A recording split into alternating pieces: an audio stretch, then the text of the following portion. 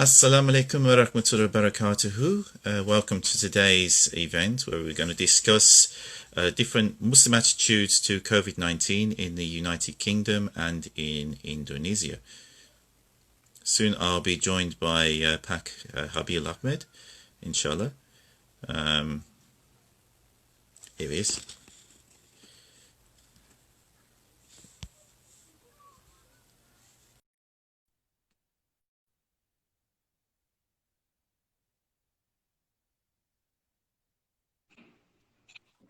Hello, Assalamu alaikum. How are you? Very good. What about you? Oh, I'm good. So, alhamdulillah. What's the weather like there? Yes, good. Okay, Mr. Paul. First, I'm from Indonesia, and you're from. I know. I saw you a couple of months ago. Okay. Yes. Very good. Yes. Okay. This is the first time for me to have a live here. I meant to talk to you, right? Yeah. Alhamdulillah. Okay. And this time we are going to talk about the attitudes of a Muslim to COVID-19. Is that right? That's right, yeah, inshallah. Okay. Before we start talking about this, I would like to let you know, and all the people who watch this, Gus Durians, that's written there, right? And actually, I would say that actually I'm a person who adore Gus Dur very much. Okay, it doesn't mean that I represent the organization or the group of Gus Durian itself. I'm just called myself as a Gus Durian because I love Gus Dur. Because I love Gus Dur, I adore Gus Dur, and I like his thoughts. Okay, especially telling about the humanity and also the way how he regards the religion. Okay, and also the people in equality. And who doesn't love Gus Dur? Okay, yes, good. Thank you. We have the same cap, yeah? This is Indonesian. Yeah. Actually, this one's from Cirebon. Good.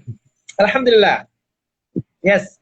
Basically, I would say that it was very nice for us, yeah, to see you come to our pesantren in Compact.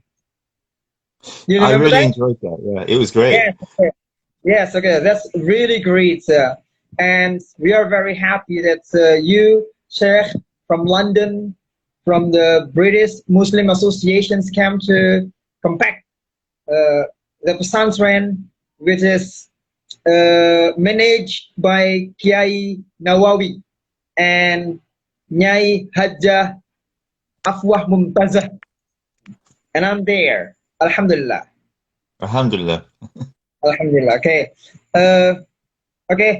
I would try to let you tell me and all the people with me here about yourself. What do you think? What do I think? Well, in the United Kingdom, we kind of shut a lot of our mosques very early on. Some of them were closed even before it was official that you had to close places of worship, or they introduced some restrictions. So, they took the NHS, that's the National Health Service guidelines, very seriously in the UK. This may have something to do with the fact that we have a disproportionate number of doctors within the Muslim community in the United Kingdom. So, probably they were very quick to warn the mosques and say, look, this is a very serious virus. It's not anybody making anything up, and we have to deal with it very seriously. So I was very proud of the response. And of course, once the actual official government advice was you must close all places of worship, then we actually had different faith leaders make a statement together, including a Muslim imam who's from Minab, which is for mosques and imams. It has a group of different people representing different mosques and imams. Sorry, we have so many Muslim organizations in the UK. And all of these faith leaders came together and they made an official announcement. And this was also supported by my organization, the Association of British Muslims. We put out official medical advice for mosques to follow, because, I mean, science and medicine is not something separate from Islam. In fact, historically, it's amazing how much the West learned from Muslim doctors and medical professionals who were from the Middle East, who were from Spain when Spain was a Muslim country, and also from the Ottomans. They were actually well ahead of Europe for many centuries in the medical field. So, you know, we actually benefited a lot from that in Europe. And I think some Muslims may have forgotten this episode in our history. But historically, there was no kind of issues between scientific knowledge and medical knowledge on the one hand and religious knowledge on the other. Muslims always used to approach it from the angle that these two things go together. Yes. So here, I find that some closed here, like you say before, that some mosques closed there. Okay. And the understanding is about the religions and relations to the medical science, where a Muslim here should learn more about this, because actually the medical science also as a part of a Muslim knowledge, that's Muslim also should learn about. And this is because, like, from Spain, and Alhamdulillah, if your organizations also could provide some information to the people about the COVID and also about the medical thing that actually they have to do, right? To fight against the coronavirus, okay. And here in Indonesia also the same. I found some mosques also provide the information and also like filter, hand sanitizer for the people too.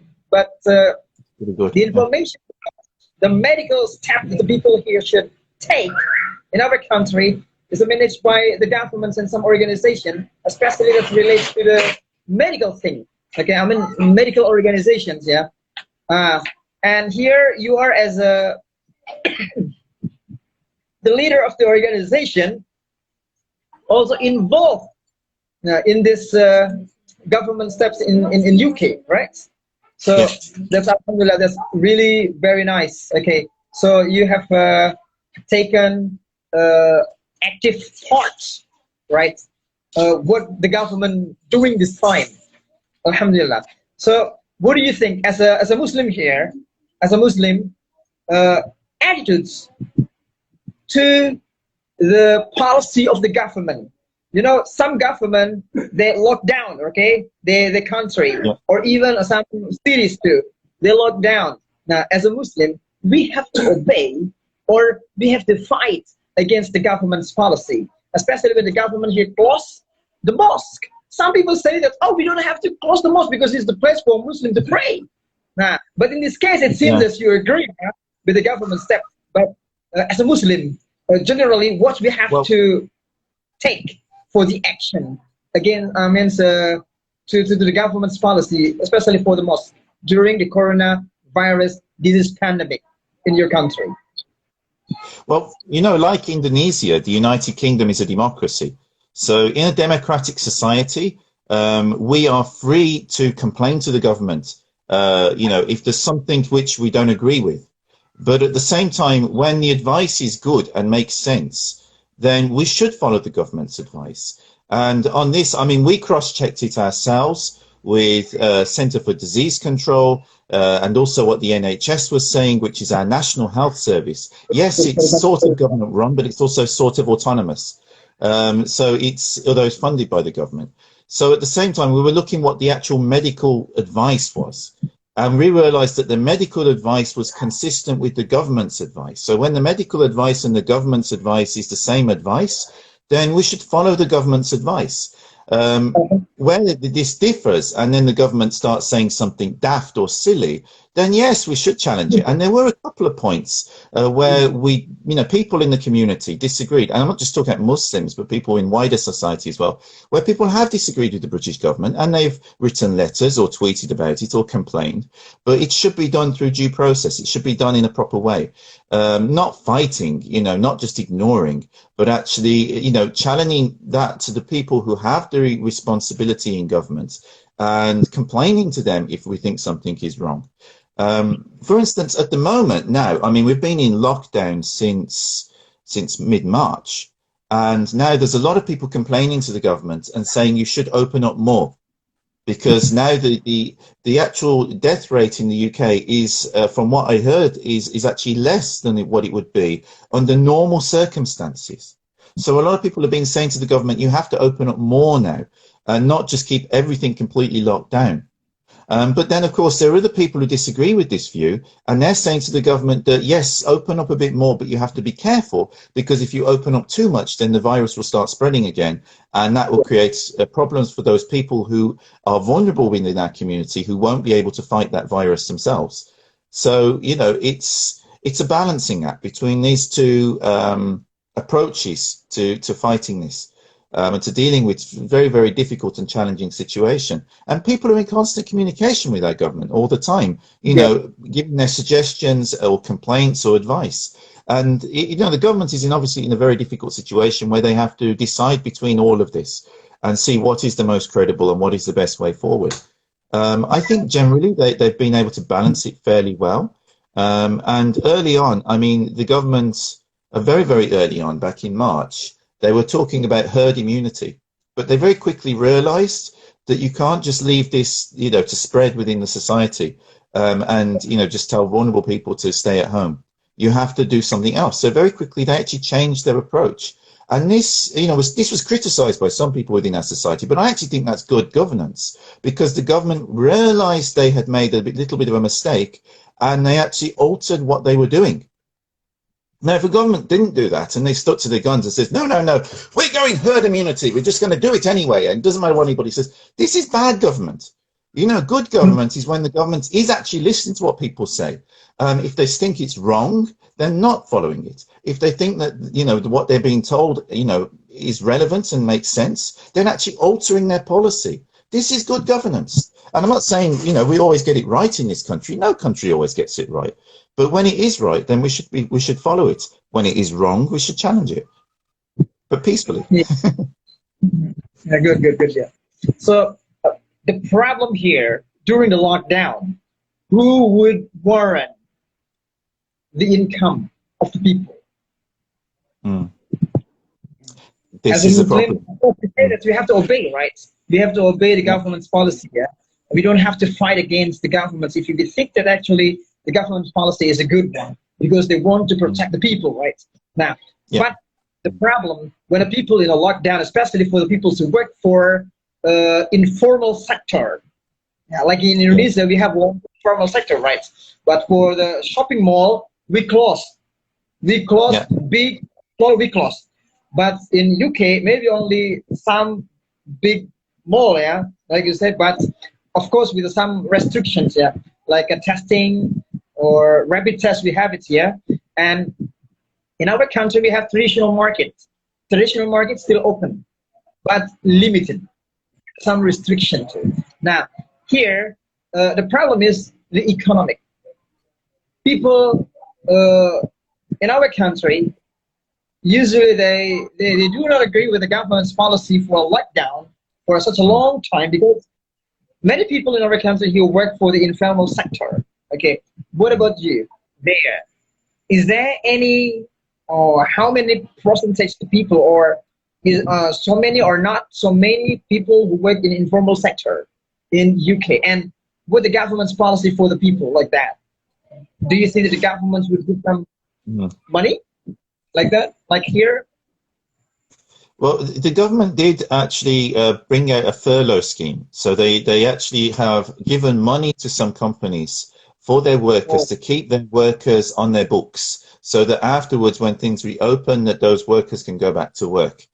There's been some success with this. There's also been some companies trying to take advantage of it, such as British Airways, which was in the media today. So, you know, the government has tried to do something for people.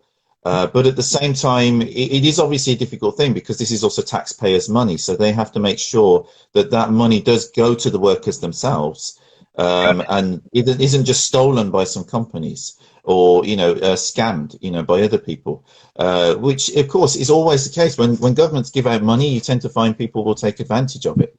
But at the same time, you know, they have done what they can in this respect, but you know, whatever measures governments bring in, there's always going to be people that it's not going to benefit, you know, or don't have the skills necessarily to be able to chase, you know, what they're entitled to according to the government's policy. So, you know, there are people who are struggling at the moment. And this is one of the reasons we've got actually special COVID-19 food banks which have been opened that are not normally open. And lots of people have been using them. So, you know, clearly there are a lot of people within our society who are struggling at the moment, who are not getting their normal income. And I should imagine with Indonesia, because Indonesia is still a developing country, that that's going to affect a lot more people than it will affect in the United Kingdom. Oh, okay. So the government gives the money to the company, yeah, and company distributes money to the people. Okay. Here we try to talk something else. Okay, we move the motions, but still here about Muslim Act to the COVID-19, especially about the Da'wah in your country. As a Muslim, as a leader of Muslim organizations in the United Kingdom, do you think that you have to change the methods, the way how you run Da'wah in your country? Well, already a lot of the way that I disseminate Islam is through the internet anyway. So it's like I've already been a heavy user of this, and I know a lot of organizations in the UK have moved more in that direction over the past decade or so. But so that, I mean, that doesn't change so much. Although obviously, as I'm not traveling as much as I would normally be, then I am doing a bit more online than what I would normally be doing. But yeah, it's one of those things. You know, normally you'd have these dawah tables in town centres and stuff, but I mean, to be honest with you, these dawah tables tend to have people who look a little bit unkept.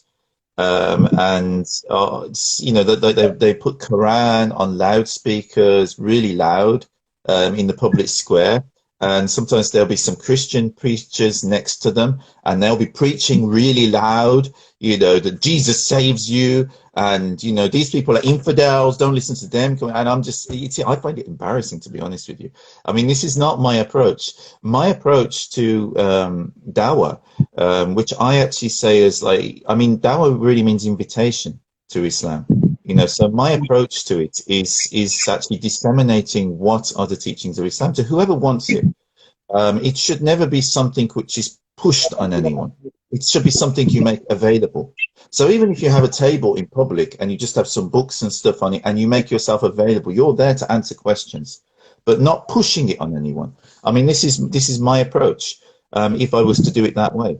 And this is my approach when I do it online.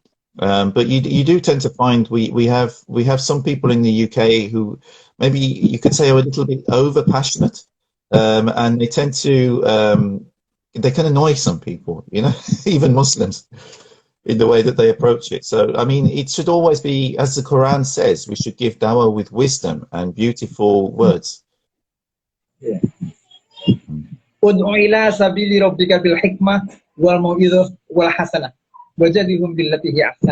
Yes, like you said, we have to go. Yeah, invite the people, right? Invite the people to know more, to understand more about Islam. So that's kind of a good thing. And is there any, for example, do you have any? Some peoples also will not only give the da'wah with the invitations. I mean, with giving the speech. Yeah, not only with the speech, but sometimes you also have to show the real action. Okay, as a good example, right? And I would say that's more important. I mean, one of the things that's really great, actually, with a lot of our mosques that have been shut down at the moment, is that a number of them have actually turned into food banks themselves. So they're actually giving out food to their communities, and the people they're giving food to is anybody who needs it. They're not asking you, are you a Muslim? Are you an atheist? Are you a Christian? Are you a Hindu? You know, it's irrelevant. You know, they need food. We got food. You have food. You know, this is actually good dawah. You know, just by action. I mean, I would say that it's more important to be responsible. And as someone who runs a Muslim organization, this is also why the advice that I put out about COVID-19, I made sure was medical advice. It was factual advice. It's stuff that whoever you are, you can take that advice and you can say, yeah, I respect that. Even a person who's an atheist can look at it and say, yeah, that is the medical advice. I appreciate that you're making that available. This is how we should approach dawah. I mean, if we get too preachy and, oh, you've got to do this and that and the other just to be a Muslim, or just to be a good person. I mean, some people take it that far. I mean, it's not constructive, and it puts our religion in a bad light. You know. Something that's I really like the way how you say about if you do something right, so people would not ask. Yeah, this is the obligation also for That's the statement is actually the same as a what Gus Dur ever said. Gus Dur ever said like this: if you do something right for the people, for all the people, so people will not ask what the religions you have. Okay. Exactly, 100%. It's good. Yeah. So the temple, the right temple, is the good thing. So we have to do the right. If you are doing something wrong and you are dressed very visibly as a Muslim, how people imagine a Muslim, because a Muslim can dress anyway, of course. But if you are dressed very visibly, that you look like how people think a Muslim looks, and then you do bad things, you're actually doing more harm to the religion than anything else, even if what you're saying is right. That's Islamic because you're bad advertisement for it, you know? Yes. They stain the Islamic self, Exactly, if dressed like Muslim and they do something wrong, so people would say, you just stain or tear the Islam itself. So, we have to show the good things, not only for our family, also for all the people, so people would take it as good lesson for them. Yes, okay. Good.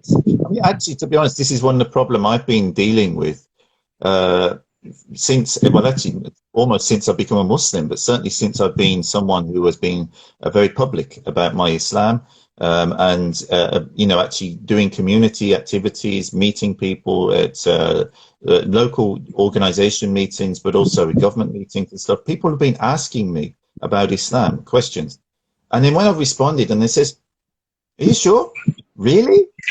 You know, because I know someone else, and they will point to someone else, like for instance the infamous Anjem Chowdhury, who had a big beard and wore long clothes, and wore his hats and everything, and looked very visibly Muslim. But then he would be preaching that ISIS is doing good things, you know, and stuff like this. It's like. And I'm like, this is not Islam, you know. This is terrorism, or this is extremism, or this is crazy people. And you know, the problem is when people see that and they see it repeatedly, even if it's in many cases, it's just a handful of people that they see on a regular basis who would be behaving in that way. But it goes into their heads if they're not Muslims and they don't know that it's the religion more intimately. They assume that that's what Islam is. They don't think Islam is following medical advice. They don't think Islam is being kind to your neighbor, whoever they are. They don't think Islam is just being a normal, decent, good, upstanding citizen, which is what Islam actually teaches, you know. And of course, the Muslims who are like that tend to be very quiet and well-behaved, you know. And I'm saying to them, you need to be a bit more louder in a nice way, so we will know that's what Islam is. Because if you're too quiet, you know, then, you know, these crazy people are always going to be loud. They're always going to be in the picture. Yes. Sometimes we have to stand together and not to fight, but give the right way information about Islam. Yeah. They have to know more about the right Islam. And just so people know you. Yeah. Yeah. Now I would like to know from you here. Yeah. In your opinion, because there are so many Islamic madhab, right, for example, or Islamic, or let's say Islamic organization, okay, in the world, and even in our country, in my country itself, and you already come here to Indonesia, right, and from the south, okay, from the south, which you have to follow. I mean, we have here, Wahhabi, we have a lot, NU, we have a lot, Muhammadiyah, we have a lot. And Parsis, we have a lot here. Of course, the dominant is number one is Nahdlatul Ulama and you. And we also have Salafi, okay? Salafi. Now, in your opinion, yeah, if you have to take one organization which is established by and you, Ahmadiyya, and Salafi organization, so which one you think that you have to take or you join? Well, there's a couple of things here. You put me on the spot there. It's a very difficult and kind of cheeky question to ask. Because I know you do. The thing is, my personal practice, I'm Maliki. I would regard myself more Maliki, although to be honest, there's Hanafi influences and Shafi influences due to my teachers. I don't follow any of these particular madhabs strictly, but I take from these traditional madhabs what I understand to be Islam. And I follow the Naqshbandi Tariqa as well, because my Sheikh Sufi Abdullah and Maulana Sheikh Nazim and Sheikh Hisham and Sheikh Mohammed Adil are Naqshbandi. So, this is my personal, what I follow. But at the same time, which would actually put me very firmly in the Nahdlatul Ulama camp in Indonesia. But at the same time, I respect Muhammadiyah. Muhammadiyah do things a little differently, but at the same time, they're very constructive in their approach. I don't think that, there's one way that's exclusive and people must only follow that way. But whichever way they follow, it should be peaceful, it should be humanitarian, it should be, respecting the, I don't have all the truth myself, and the other people, they have truth. Yes. And as long as they're being good people, being constructive, being kind, caring towards their neighbors, then, it doesn't really matter, too much. This is important that people understand this. Hello. Okay. So for the organizations, does not matter. Okay. But this is my own perceptions about you, because you also joined the Tariqat, like Naqshbandi. Yes. Okay. And I also joined the Tariqat, that is Tijani. So both Tariqat exist. Where? Do you know? In our country? I mean, in my country? I know you can find a two Tariqat in Nahdlatul Ulama. So I would say that actually you, yourself like generally like Nahdlatul Ulama. Right? Yeah, that's true. But I'm saying, it's important that we respect that, people will understand things differently. And, that we don't say anybody is doing anything wrong, especially if they're being constructive. Yes. The key point that worries me where people go wrong is when they make takfir. I don't care whether someone's Sunni or Shia. I don't care which madhab they follow. I don't even care if they follow Salafi madhab, minhaj, as long as they don't go making takfir on anyone. As long as they respect that, there are different ways of understanding the religion. And, we shouldn't be like saying we have the exclusive truth, that we're the saved sect. As soon as anybody says they're the saved sect and everybody else is wrong, they are wrong just because of their attitude, No one really knows 100%. All we can know is what we understand. And we have to respect that everybody will understand, if they're sincere, that everybody will be following what they understand to be true. Not judging anybody if they understand something differently. Discuss in a respectful way. Try to learn from each other, but don't judge. Yes, good. I do agree.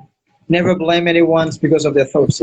But maybe that's because of the personal thing. Actually, the teaching itself is the good thing. Okay, we have to respect and appreciate other people because of their understanding of religion. Okay, yes, I do agree. Okay, good. Going back to our original thing, I wanted to ask you something. In Indonesia, I saw with this coronavirus lockdown and stuff, that there were some people who were dressing up, I don't know, as zombies or ghosts or something. I thought this was very interesting. It's quite different. We haven't got anything like that here. It's a kind of a good thing, where people will not go together again in public. Because, actually the governments and also the leaders of the community very afraid if people huddle together here in our country. So that's why this is the way to dismiss them. Okay, so they would run away. Okay, that's maybe, but I think in your country it cannot be applied.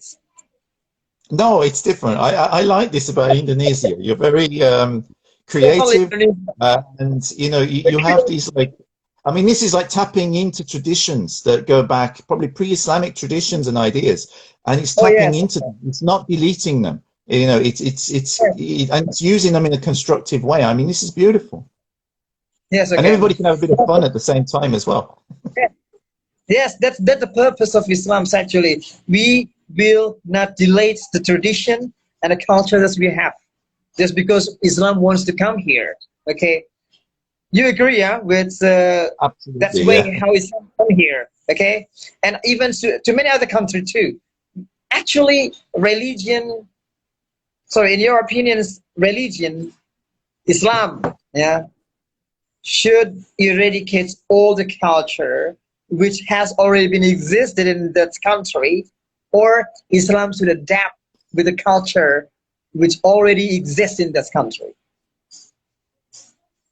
No, Islam you know, or some what? people, they have this attitude, you know, where they go in with a bulldozer and they want to delete everything that was there beforehand and make some kind of 7th century, imagined, actually. It's not the real 7th century, but it's an imagined version of 7th century society in the 21st century. This is complete madness. It's not part of Islam. I mean, Muslims historically were never like this. This is really crazy. Um, I mean, This is there's nothing complete wrong with learning madness. what we can from that period, but we have to be people who live in our countries today. We have to be people Yes, that are authentic to our cultures. We have to be people good. that are authentic to, you know, the modern world and making full use. Like we're talking on Instagram Yes, now. You know, yes. you know, what should we say? Oh, this is all haram. We can't do it. We can't do anything. The rest of the world is doing it. You know, well, we say everything haram. As long as we're using it for good, what's wrong with it? Um, This is completely crazy I for said the people before who to someone, reasons they have. with a piece of Yes, paper, you know, you could get a piece of paper, you could print pornography on it, or you could print a okay. page of the Quran. There's nothing wrong with the paper. The paper is just a piece Yes, of paper, you know, and it's the yes. same with a mobile phone. It's the same with a computer. It's the same with any technology. It depends what you use it for. Sorry, do you really meet the people like that? The people who easily say haram. Do you Oh really yeah, find unfortunately. Yeah. head to head with people like that? There are a minority of people within this country who have these attitudes because obviously we've had a lot of propaganda that's been spread within the United Kingdom for decades that have been pushing this kind of narrative. I am hoping now with certain changes that are happening in the Middle East that this will start to fizzle out, that this will, you know, not be the case in future because it's confused too many Muslims. And often they're sincere people. You know, the reason they're so passionate about saying, oh, that's haram and we shouldn't do that is actually from a sincerity within them. But at the same time, it doesn't mean what they're saying is right. You can be absolutely sincere about something that's completely wrong or something that's destructive. But, you know, if we delete who we are, what are we? We Yes. lose all perspective. We lose everything. You know, this doesn't make any sense.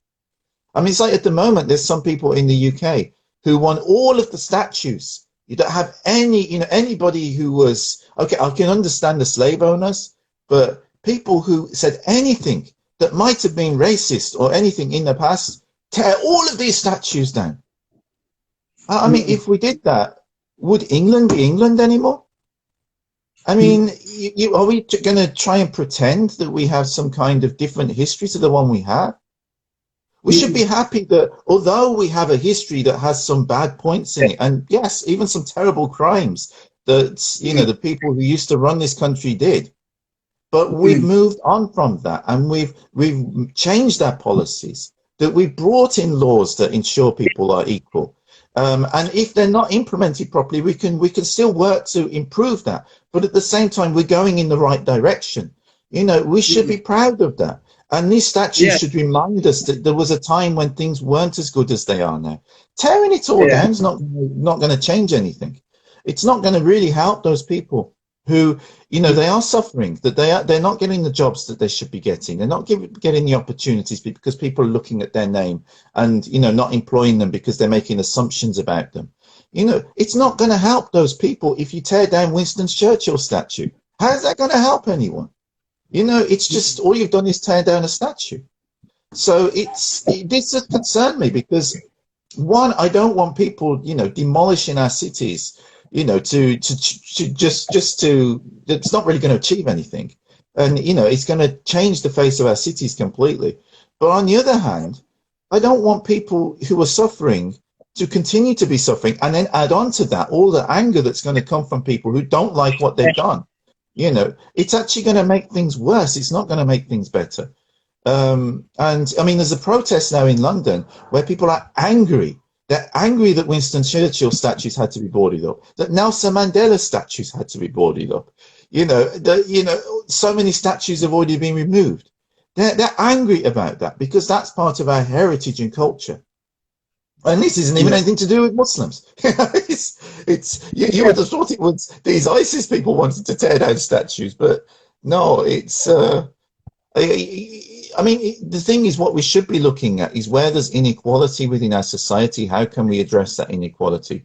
Where people have been unjustly treated, where can we replace that injustice, with fairness? I mean, this is a much better way forward, and it's going to benefit a lot more people. That's my opinion, anyway. Yes. I could be wrong, but that's my opinion. But you know, some people like them. I mean, the people who easily say haram. Okay, and we have to already get the older history that we have already built. Yes, like you say, that's actually if this is the kinds of a crime that you ever did before, and we have to improve it, right? If they did something wrong, we have to improve it, okay? But, you know, the propaganda is we are back to Quran because our life has already been contaminated with so many things, with modernity, okay? So we have to back to Quran, they say that. We have to back our mind to Quran. We have to return to Quran again, okay? Because so many liberalism existed here this time. The neoliberal, they say, yeah, okay, the past is the past. We deal with the past. We agree with the past, but with the modern time, we fight against this, okay? And because neoliberal exists now, so they think that liberal is not in line with Islam, okay? They regard wrongly about Islam, about liberalism and Islam, and also, liberal and Islam. They say, if liberal, don't follow. If Islam is, the Muslim really do understand about the religion, for example, they would claim the people who really understand the Islam is the people who always say about Islam and never talk about the liberalism itself. So if saying, I mean, like a thought that come from a Western and relates to the liberalism, they would say, this is not Islam. This is not Islam. So, like, I don't know what they think about liberalism itself sometimes. The definitions of the. I mean, some people now accuse me of having very liberal views, but they don't realize that I've actually become more liberal because of what I've learned about Islam. You know, it's not because it's not from the other way around. And often the people that you find are so against liberalism completely, they don't know what liberalism really is. And secondly, they often lack a lot of knowledge and understanding of Islam. They've not really delved into the books of real scholars, you know, outside perhaps some of some narrow-minded sect, but not the real stuff. I mean, it's just not constructive. It's disappointing when people like that. And when they say, I mean, usually I find it's not so much back to Quran that's the problem. I mean, I've got a friend of mine who we've got an online event tomorrow with Dr. Safi Kaskas, who's originally from Lebanon and now from the United States because he's based in the United States. And he's done an absolutely beautiful translation of the Quran into English. And I'm very Quranic myself in the way I approach Islam, mainly because when I post stuff online, if I post something from the Quran, it's harder for people to question it. You know, it's like it's from the Quran. Everybody accepts the Quran, whether they're Salafi, whether they're Sufi, whether they're Shia, whether you know any other kind of Sunni. You know, they accept the Quran. Everybody accepts the Quran. But what I tend to find is, you know, people tend to pick up these obscure hadith.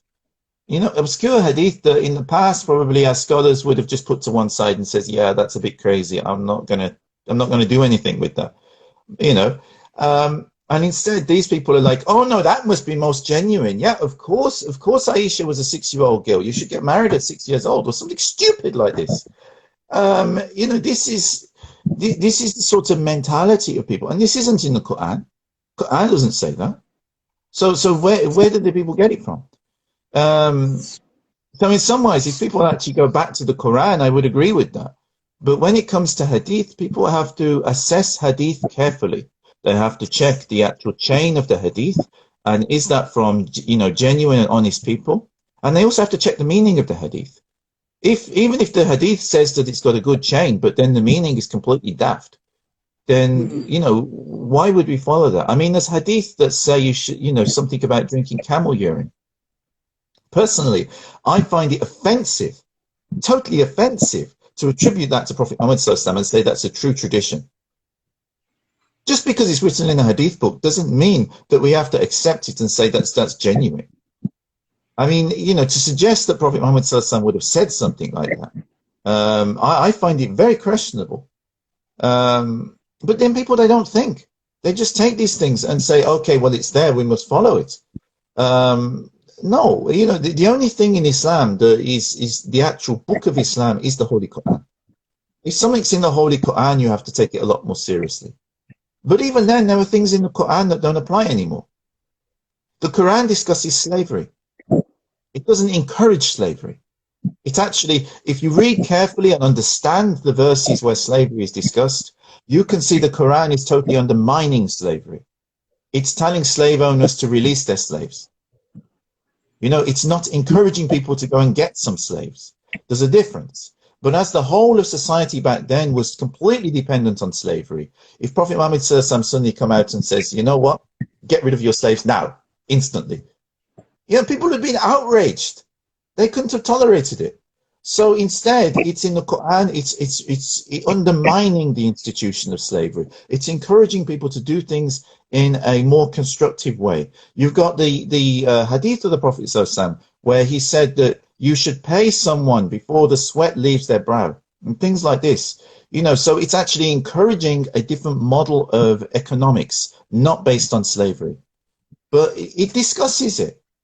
Now all the countries in the world have banned slavery. All the countries in the world disagree with slavery. If we suddenly come forward like ISIS did and say, okay, well, we should have slaves again, this is insanity. You know, the Quran was not saying having slaves is a good thing and we should have slaves. No, it didn't say that. It doesn't say that anywhere in the Quran. But of course it discusses it, because the Quran was written in a time where slavery was actually the building block of the economy. So, you know, for it to just not discuss it at all and not deal with it, it would have been living in fantasy land. Okay, okay. Good. Mr. Powell, thank you very much for this evening. Actually, I have just arrived in Indramayu. MashaAllah, what's that? Yes, Indramayu is a great place for rice, for paddy. Okay. So that's the source of paddy. I was there, and yeah, I've just arrived. But really, I say thank you very much. You have invited me live, and I know more about Islam. And all the people here in my country also know about you here. Okay. And I hope it's really useful, not only for me, but also for the people who watch this next. Inshallah, I hope so as well. Allah bless you, Pak Habil. You're doing some excellent work at the moment. And, you too. You know, I'm really impressed with what you were telling me. And, you know, I mean, feeding people is an amazing thing. May Allah bless you with more. May Allah reward you. May Allah Ameen. bless everybody in your community and all the people that you're helping. I mean, this is really amazing. Ameen, ameen, ameen. Thank you. And you and your family too, and your followers will be blessed by Allah subhanahu wa ta'ala. Here, now in the world, and a hereafter. We'll get safa'at from Rasulullah sallallahu alayhi wa sallam. Okay, we close our meeting today with Surah Al-Fatiha. أعوذ بالله من الشيطان الرجيم بسم الله الرحمن الرحيم الحمد لله رب العالمين الرحمن الرحيم مالك يوم الدين إياك نعبد وإياك نستعين اهدنا الصراط المستقيم صراط الذين أنعمت عليهم غير المغضوب عليهم ولا الضالين. Thank you. السلام عليكم ورحمة الله وبركاته. وعليكم السلام ورحمة الله وبركاته.